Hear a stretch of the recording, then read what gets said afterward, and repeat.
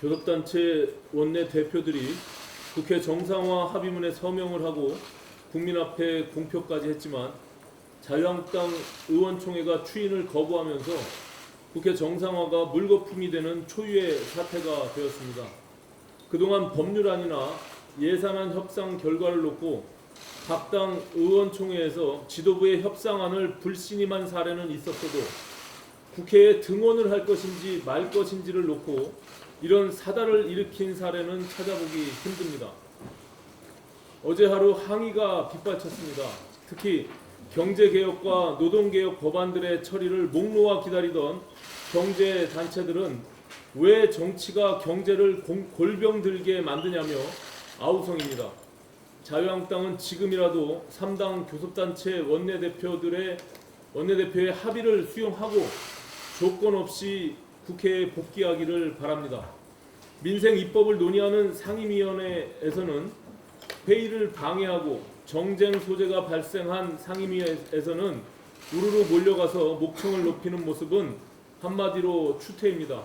더 이상 국민의 인내심을 실험하지 말 것을 진심으로 권고합니다.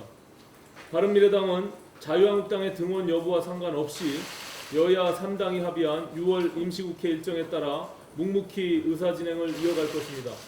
우리는 그 누구의 아류정당이 아닌 바른미래당이고 바른미래당이 들어야 할 목소리는 바로 국민의 목소리이기 때문입니다. 어제도 국회는 난리 북새통이었지만 어려움 속에서도 큰 성과가 있었습니다. 그동안 권은희 의원을 중심으로 바른미래당이 추진해왔던 소방관 국가직화 법안과 진실 화해를 위한 과거사 정리법,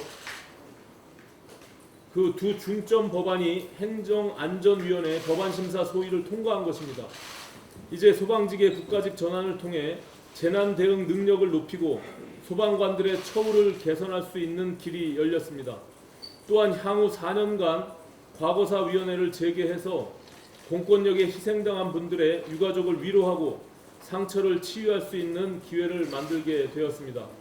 지금부터 시작입니다. 20대 국회가 역대 최악의 국회라는 오명을 뒤집어쓰지 않기 위해서는 한눈 팔 시간이 없습니다. 할 일을 하는 국회를 반드시 만들어야 합니다. 당장 열 수 있는 상임위부터 열어서 산더미처럼 쌓여있는 민생, 경제, 법률안부터 하나씩 해결해 나가겠습니다. 이와 관련해서 민주당과 한국당에 제안합니다. 예산결산특별위원회 구성과 정개특위 및 사개특위 연장 문제를 논의하기 위한 교섭단체 원내대표 간 원포인트 회동을 개최합시다.